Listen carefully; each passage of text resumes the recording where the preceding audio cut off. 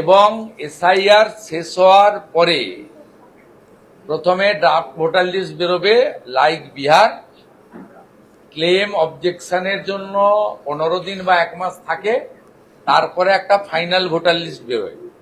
Final voter list বেরোনোর পরে যে কোনো দিন নির্বাচন কমিশন বিধানসভার মেয়াদ শেষ হওয়ার 6 মাসের স্প্যানের মধ্যে নির্বাচন করতে পারে।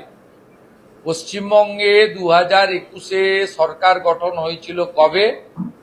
5ই মে। 2021-এ ভোট ঘোষণা হয়েছিল কবে?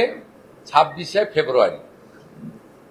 স্বাভাবিকভাবে আপনি ধরে নিতে পারেন যে নির্বাচনের প্রক্রিয়া বিহারে যেমন 22শে নভেম্বর সরকারের মেয়াদ শেষ হচ্ছে, এর মধ্যে নির্বাচিত সরকারকে দায়িত্ব হস্তান্তর করা সংবিধানের নিয়ম, আর নির্বাচন কমিশনের দায়িত্ব হচ্ছে তার অন্তত 1 সপ্তাহ আগে পুরো প্রক্রিয়াটা শেষ করা।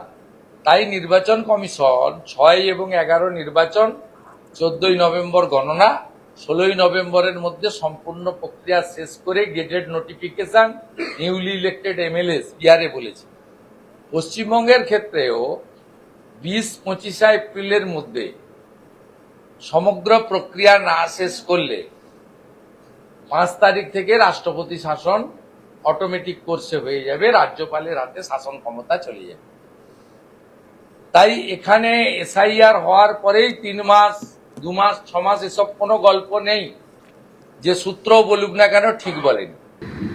আমাদের গভর্নর অত্যন্ত সংবেদনশীল, তিনি দ্রুত সব জায়গায় পৌঁছান। পঞ্চায়েত নির্বাচনে ওয়ার রুম খুলেছিলেন, প্রায় 8000 মতো কমপ্লেন করেছেন, কিন্তু কমপ্লেনগুলো রাজীব সিনহাও পড়েনি, আর চিফ সেক্রেটারি ডিজিপিও ফেলে দিয়েছেন। উনি ওনার লিমিটেশন, উনি তো এক্সিকিউটিভ নন, তিনি কনস্টিটিউশনাল চিফ। তিনি জানেন যে অসুস্থ হয়ে পড়েন, মানে একদম গুরুতর। কেন?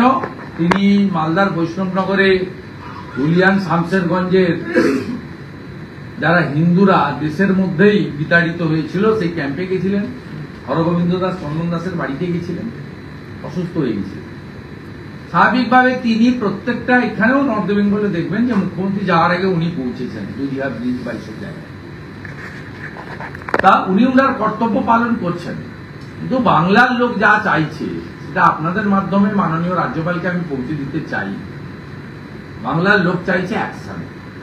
মাননীয় রাজ্যপাল মহোদয় মুর্শিদাবাদে কমিউনাল ভায়োলেন্সের পরে তিনি একটা রিপোর্ট দিয়েছিলেন এইচএমওতে। রিপোর্টে কি ছিল আমি জানি না, আপনাদের মাধ্যমে আপনারা বলেছেন যে এটা শেষ ঘটনা, এরপরে কোনো ঘটনা ঘটলে সাংবিধানিক হস্তক্ষেপ হবে। তারপরেও একাধিক ঘটনা ঘটেছে। আমার বুলেট প্রুফ গাড়ি ছিল বলে আমি অক্ষত, নিশীথ প্রামাণিক অক্ষত।